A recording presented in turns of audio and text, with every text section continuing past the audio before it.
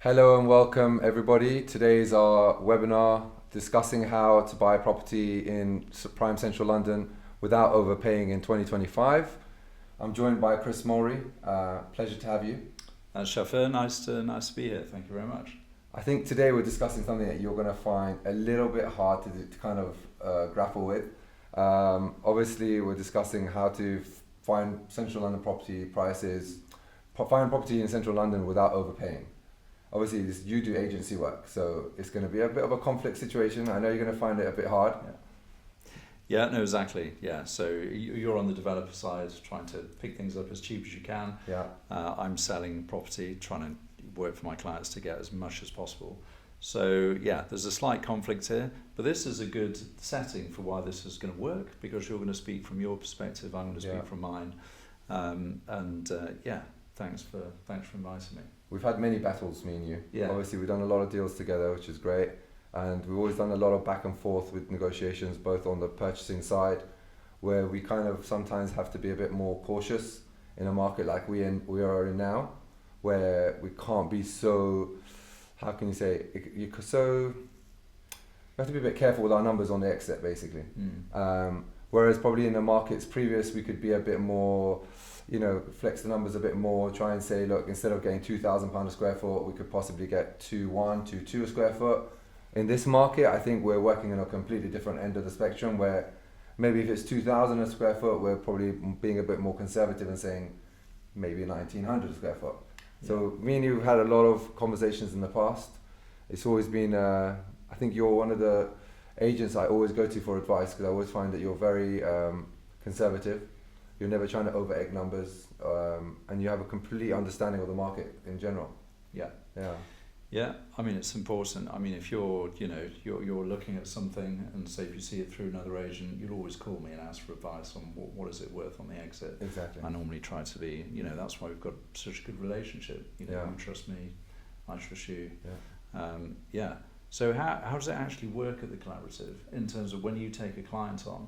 How do you actually structure a general kind of typical deal? So typically at the collaborative, we are focused on trying to find our investors distressed stock in central London. So anything where we feel like we can really either add value or buy for significantly below market value is where our focus is. Yeah. So properties that are either probates, repossessions, divorce scenarios, are typically what we focus on. Obviously, you don't know that that's what we're focusing on, because it's not like it's got that written all over it. But sometimes you can kind of get a gist of why someone's so desperate. Slashing prices, going down over a quick period of time, kind of tends to kind of give it away a little bit. But that's what the collaborative is all about, is just trying to focus on getting our investors the maximum returns they can possibly get. The way we structure our projects is we find them at the opportunity, we team up with an investor, the investor will put in the money to purchase the property is registered in their name so they have full security. At the same time, we set or cap the build cost, so they know there is no unknowns in terms of build costs. So if the build cost goes above what we expect, we take on that hit. We don't charge our investors any fees, and at the same time, we split profits 50-50 on the way out. So it's a real win-win for our clients. Our clients realize that we have nothing to hide and that we're in it with them in a win-win situation. So if they win, we win.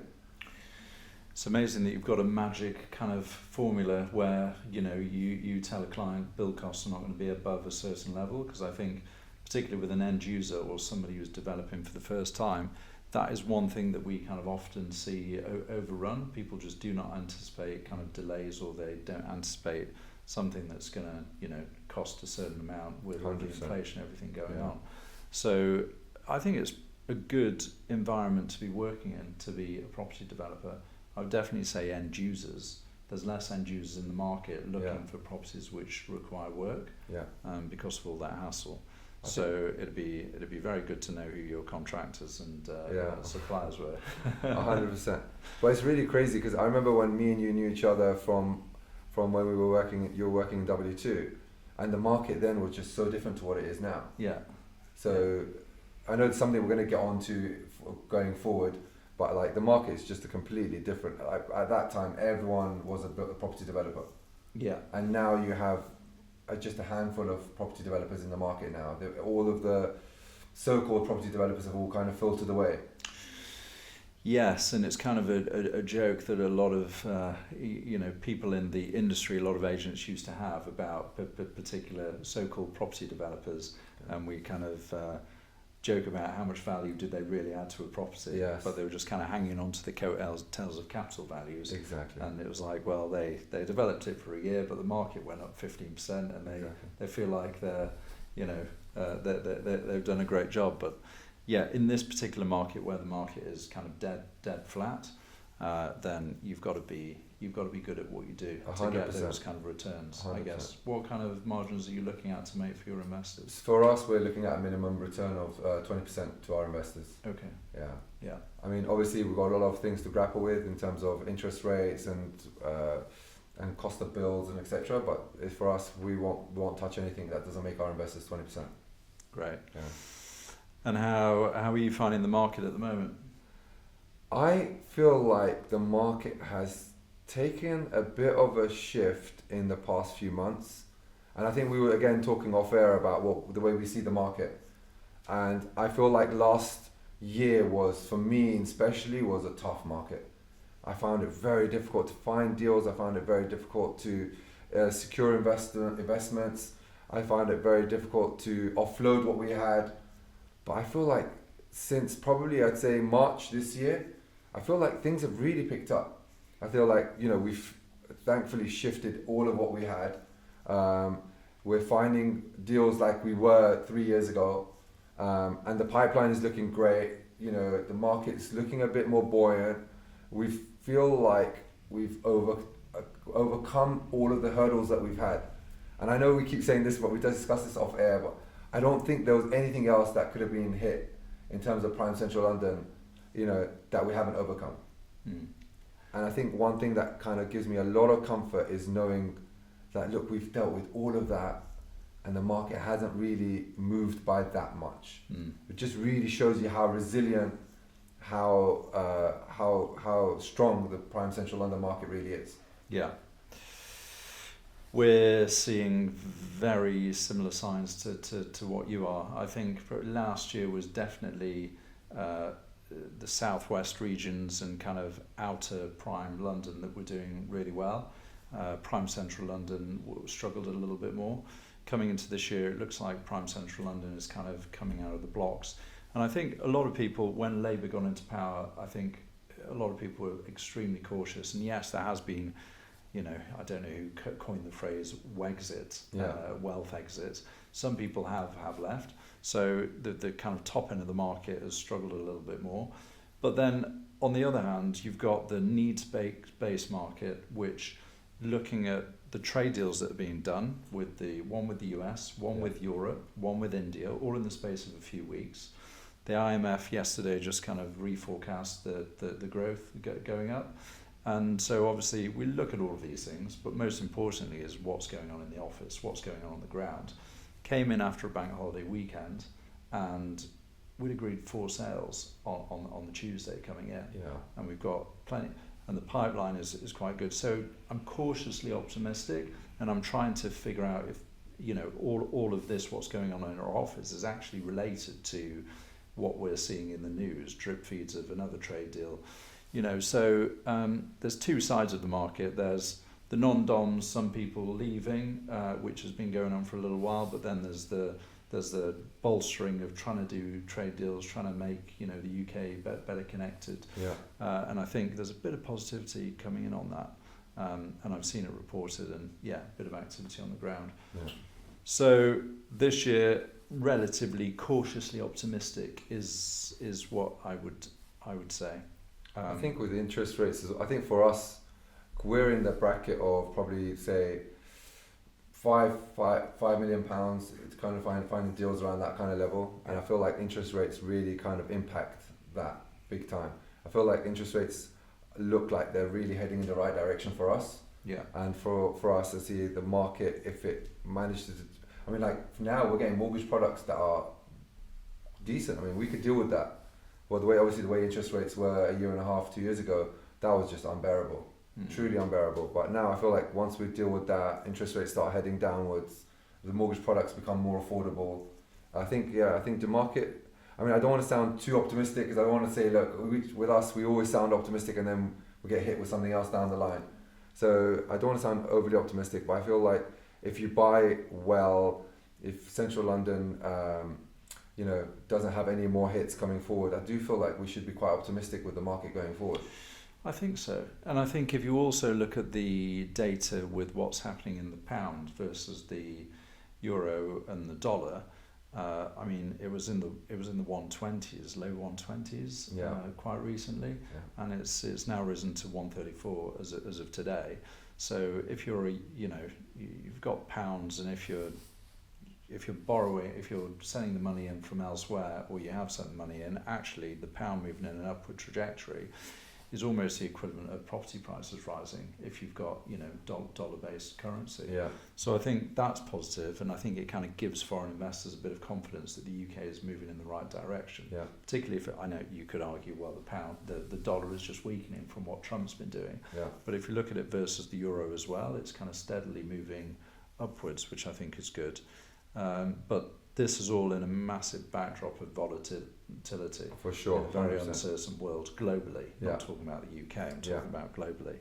I mean, only today, only yesterday, we heard that the Trump's tariff had been cancelled by the Supreme Court.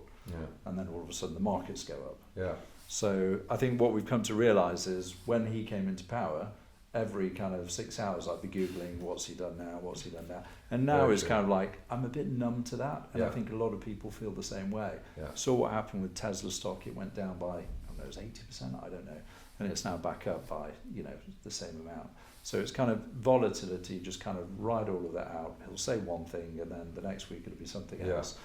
So I don't know, I feel like the reason I'm saying that is because now I feel like a lot of people feel that it is what it is. That's the kind of new world. But Trump can be held to account by various forces and mechanisms. If it's not the market, it's the court or whatever. And that should hopefully keep everything on the straights. Yeah, straight hopefully, fingers crossed, because we need some positivity. Yeah. That's for sure. Yeah, well, we've had some tech kind of buyers from the US looking to kind of relocate over here and stuff. And they've cited the UK schooling system being a safe city and everything else, and a place that they want to be. So I mean, let's be honest.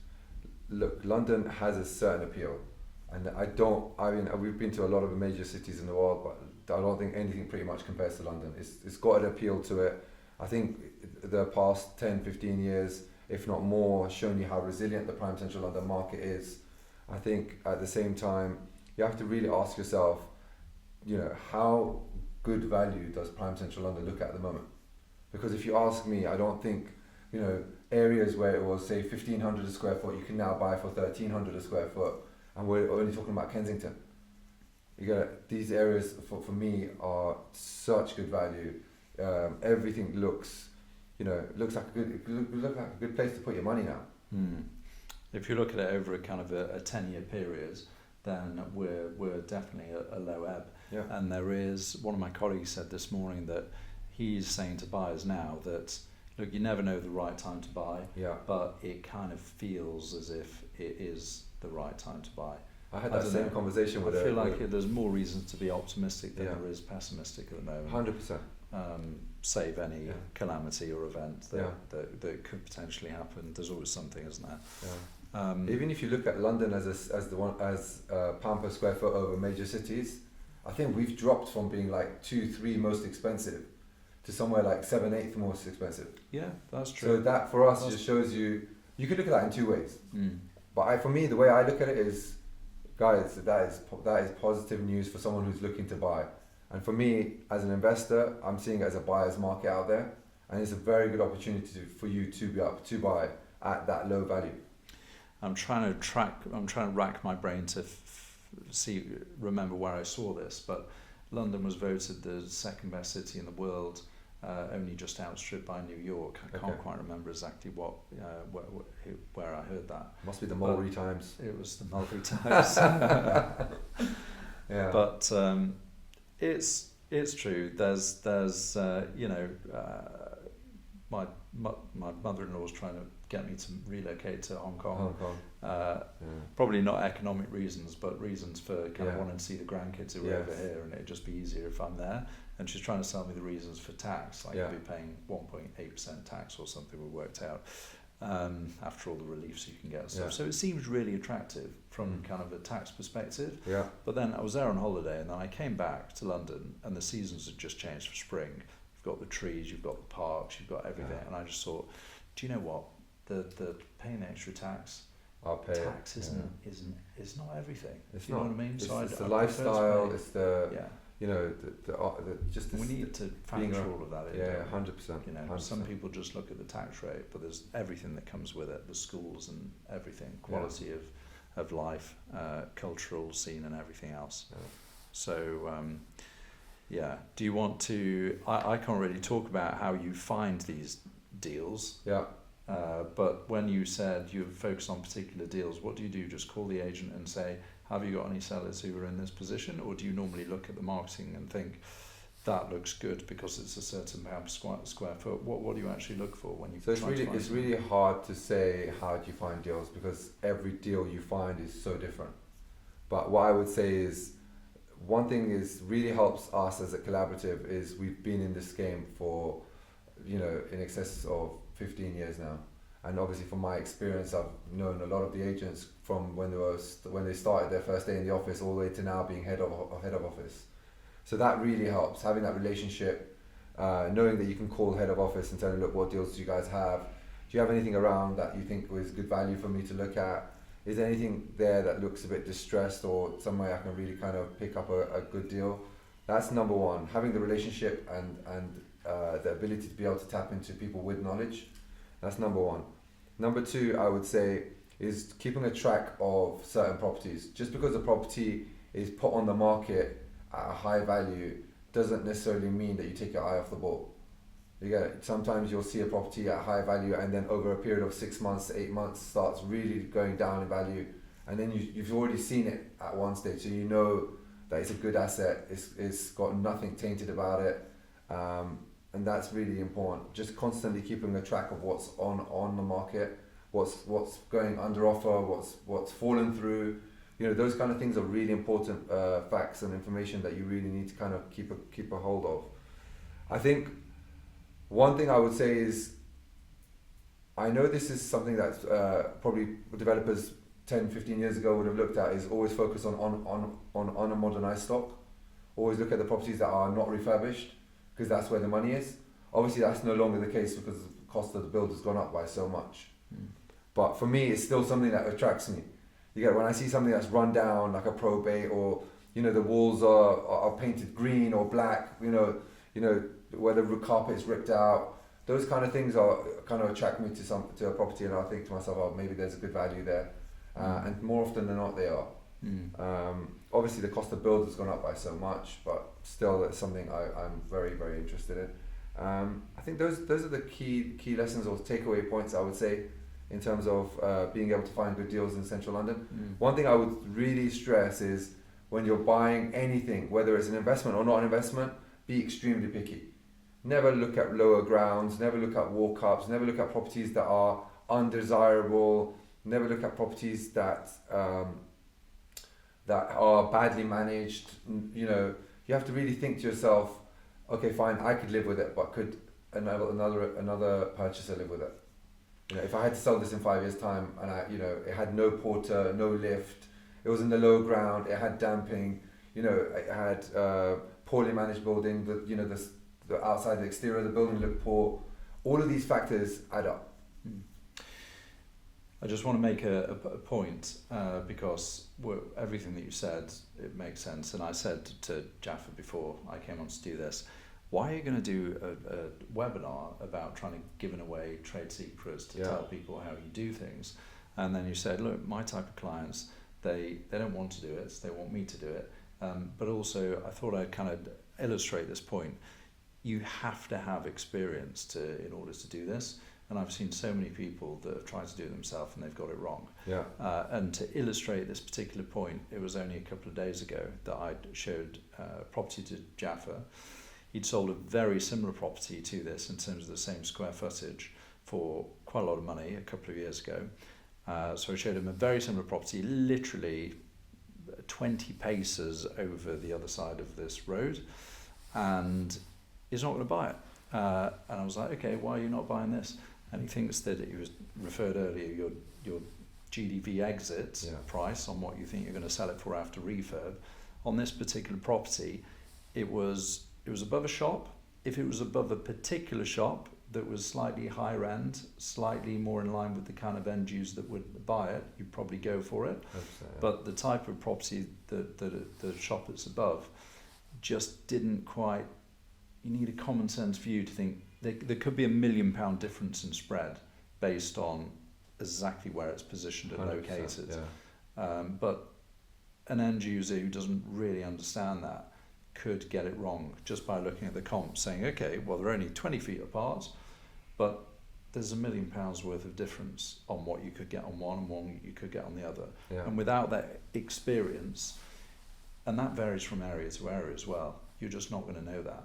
And actually, I thought to myself, and I haven't told you this, but I thought to myself, yeah, you guys, you and your brother have got it kind of spot on. And most people wouldn't think like that. And that comes only with experience. 100%. And it also comes with, like you said, it comes with experience, number one. I mean, we've made our mistakes. There is no doubt we've made mistakes in the past.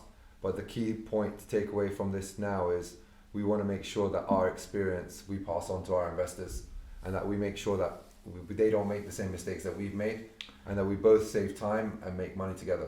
That's the key. I always tell my children to learn from their mistakes. I understand you've got to make mistakes and learn them, but 100%. Their mistakes are almost free. Yours are going to be more painful mistakes when you do make them, and therefore they're probably going to be seared into your memory, never to kind of make those again. Definitely. So people are almost kind of, when they partner up with you, they're getting a piece of that. You know, you've learned the hard way, I guess, at the start of your career. And now hopefully the deals you're doing are more profitable than ever. We hope so. We hope so, for sure. For sure. So we've touched upon the market. We touched upon how to find a good deal. Today I'm not going to talk about how we sell things for such high prices, from my point of view. But is there anything else we need to touch on? I think that's it. I think if there's anything else anyone wants to discuss in the next webinar, please kind of send us a DM and we'll try and make it a format for the next webinar event. And And there's a breakfast. I don't know if I'm invited to it. You're always invited, Chris. You know that. We're also having a breakfast event to discuss the same topic we've discussed today, but in person. So anything to do with Prime Central London and trying to secure opportunities in 2025, get in touch. It's a breakfast event in June. We'd love to have you there. Yeah.